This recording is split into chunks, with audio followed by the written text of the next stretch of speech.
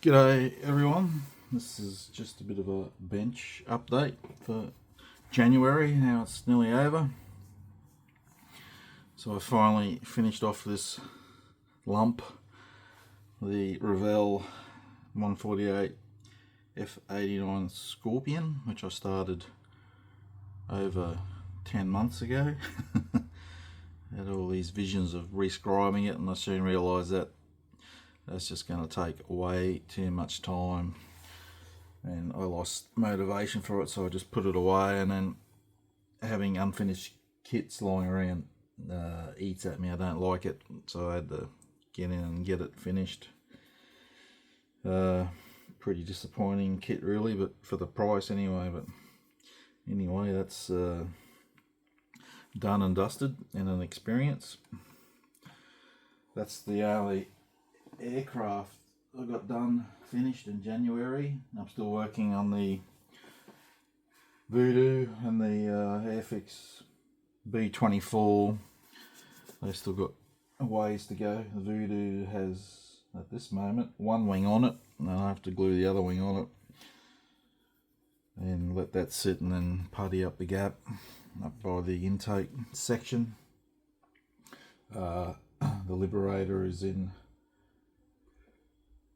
a state where I need to clean up all the seam joints, and it's sort of, these three builds I'm doing are sort of at the same stage all along, and that gets monotonous and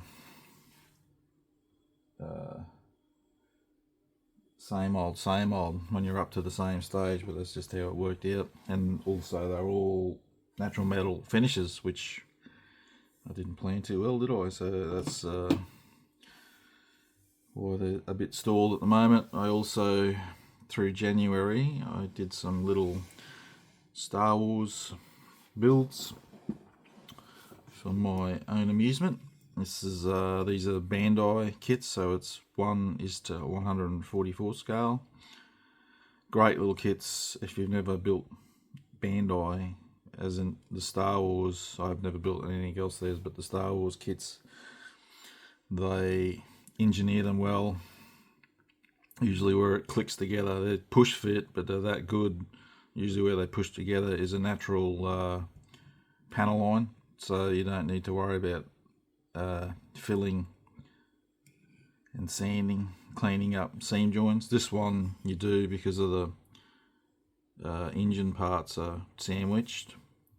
So obviously that's Poe's X-Wing. I'm just mucking around doing that water scene from The Force Awakens. These ones, they click together in sections that there are no panel lines to clean up, so these are quite good. And both these kits, just the model, not base, the kits came in one box for $15 Australian. You can't get much better than that. For the base, this is I've printed off 3D printed, so they're really tiles from a Death Star, but I just made up my own scene. You can get these tiles are free on Colts 3D. There's a whole, pretty much, I think there's enough there to make up the surface of a Death Star. There's heaps of them, and I just printed ones I wanted to use, and then I added some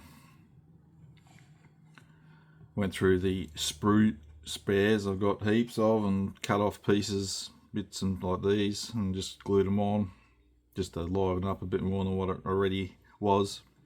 And googled a space image and printed it off for the backdrop for the TIE Fighter, and that one was just like it's in the trench of the Death Star or wherever. But they were extremely great fun and quick builds. Well, the 3D printing part wasn't, but the models themselves are quick builds. So I'm going to start a new build to go along with the two I've still got going. I need something different. So I'm going to start on this one, the Huey. Can I fit him in there without knocking out my TIE fighter? I like to do a helicopter build for QMHE, so I did have something else planned. I had aftermarket and that for it, but this came out and I thought I might do this one, see how it turns out.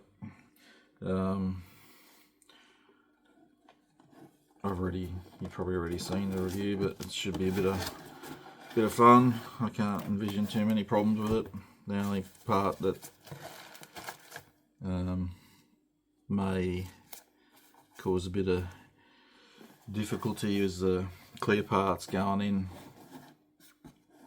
depending on how it all fits, but I'll see, won't I? But I just watched the video on I don't know if you guys are aware or not, the Nuremberg Toy Fair's on.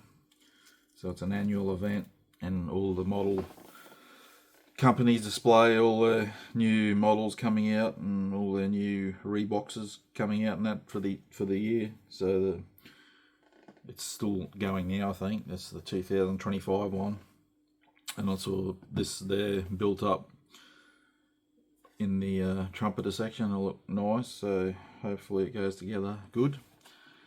So on that show, I've picked out some things that are coming out this year that interest me in aircraft, and I'm not putting up images because I don't want to get done for copyright and I don't want to hijack other people's hard work. But all these, what I'm telling you, well, if you just look up the Nuremberg Toy Fair, you'll find videos on YouTube of it. The one I watched was in German, but you don't need to speak the language. You see all the video, you can see what's what. So probably the one that come from left field for me coming out this year is Das Werk, and they're bringing out a 132nd Messerschmitt P1101. Yes, it's a Luft 46, but it's quite a striking aircraft, and the effort they've put into the tooling of it looks really nice. You can display the engine with the side panels off. It looks very nice. That interests me. I might be finding one of them in my stash later in the year when it comes out. Also, it's still happening apparently. It's been talked about for a couple of years now. Border Models are doing their 135 scale, which seems to create a love-hate comments on social media. I don't know why. It's 135 is not much different to 132nd, people, and they probably do it on that fact that you can pose it with armour. This is in the same scale, but the Heinkel HE111 H6, they're still working on it because they had it displayed at the show, and it's another contentious subject because this kit, they've moulded it, tooled it, it's got the oil canning effect on the skin, and I think it looks fantastic, but as usual, it look like that because you've seen every Heinkel ever made. Peanuts. Anyway, that looks good, but again, I don't know how long that is away. They didn't have a built model there, they just had some sprues, so I'm guessing it's still in the works. Tamiya, disappointing. All they're interested in is doing every friggin' variant of the F-35 ever. I get it, I guess, from the business point of view. That's what's flying in the skies at the moment. But 4 years ago, 2021, they did an F-4B Phantom, which is a fantastic kit, beautiful aircraft. Why have they not done other variants? Why didn't they do an E, a G, a J, something more than just that one kit? I can't understand that company, I really don't. But they do. They're all about the home market. They don't really care about international, so I guess they're making enough money, they don't care. Airfix, so you would have seen, no doubt, if you're into modelling, the Airfixes. This is off their YouTube release last week, I think it was, or the week before, what they're coming out with this year. So obviously you would have probably seen that the Jaguar, I'll definitely be getting that because I love the Jag, and I've built the The only 148 Jag I built was the one of the Kitty Hawk ones, and that was like the Voodoo I'm building. It's very modular because they did different variants, and it was like the Voodoo, a bit challenging with the fit. Their Jag is made more so to be displayed with all the panels open, so you can see the engine and things like that. If you want to shut them up, you'd need to modify it. This is from memory. I did it years ago, but I can remember that I had issues with the panels and that. So the Airfix Jag looks nice. Can't imagine problems with it this day and age, because the last several years Airfix have really upped their game. So yeah, I'm looking forward to that. I think that's not too far away. I think the Jag, I think it's a few months maybe. The other one that they're coming out with new tool was that interested me, is their 1/72 Wessex. I might grab one of them when they come out. I do like the Wessex, and I do like helicopters, so I might have a squiz of that. See what markings, schemes come in the box. Excuse me, I have a frog in my throat every time I record. Revell. Yes, I just built Revell. But no, this is new tool. So I don't know if you've seen it or not, but they're making, it's not out until November though, which is disappointing. But anyway, new tool, 1/32 Gloucester Meteor, and they had that at the show built up. It's got beautiful engine, so you can build the engine separate, put it on a dolly, display it like that, or with the panels open. And this particular one's coming out with in the box with an Australian scheme, Australian marking, so that's a definite for me. I'll definitely want to get that and do the Aussie one. And they're also reboxing their Beaufighter, which they did a few years ago, so it'll have new parts, I think, for the it's also got the RAF scheme in the box, so definitely be into that, because I was a while back looking at the Tamiya Beaufighters, and things you need to modify them and aftermarket and that. But if they bring the Aussie one out, I'll definitely be in for that. And they're also re-releasing their, which is, I've not built it, but I've seen it built up heaps, and it looks beautiful. It looks like a good model. It's their 1/32 Arado AR196A3, the seaplane. I've seen heaps of that built up over the years, and that looks nice. So see what it costs when it comes out. I might get one of them for my stash. Mini Art.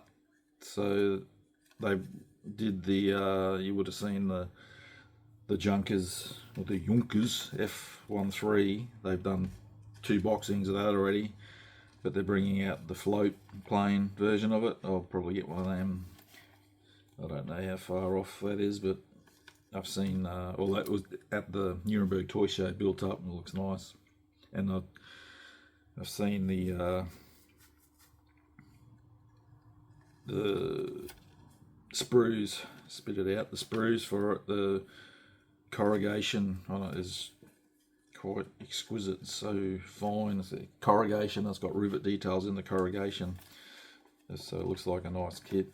But with Mini Art, they like to overcomplicate things with parts count and that too, but especially with their armour. But that sort of flowed through. I did their P47, that flowed through into that. They sort of create more parts than they need to. I guess they could simplify it, but anyway. And the only other thing that interests me that's coming out, but this has been talked about for years now, is Eddard's 148 P40 Warhawk. So that, I don't know when, but they've had professional models and that build them up. I've seen a couple built up, so it can't be too far away. And I'm sure you'll be spoilt for choice for that, because they'll bring out 700 boxings of it with different schemes like they normally do. So I'll probably get one of them, because the P40 is a beautiful aircraft. So there you go, that's a bit of a wrap for what I've been doing the last month and beyond. Obviously, I've started those builds. The Liberator and the Voodoo I started end of last year, so that sort of messes with my mind too. I should have tried to time it that I'm just throwing my glue. Should have timed it that I finished the builds, so you start a new year and start afresh. But anyway, I shall finish them off, but I'll probably, before I hook back into them, I'm probably do a bit on this one, start working on the cockpit on it and see how we go. Like I've mentioned many times, I love helicopters, but I think the Iroquois is my favourite. Probably because of the generation I am growing up.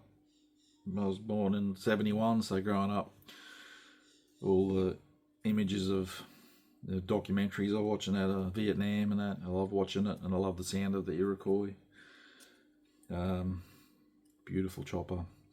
So this will be, obviously, I'm just going to do it out of box. There is some photo etch included in it, but I'm sure aftermarket will be all over this. But it's probably not out yet, and I'm not hanging around waiting to see what comes out. The instrumentation, decals and that, and this didn't look too bad, so I think it's passable. So I'll give it a whirl and see what happens. Anyway, thanks for watching.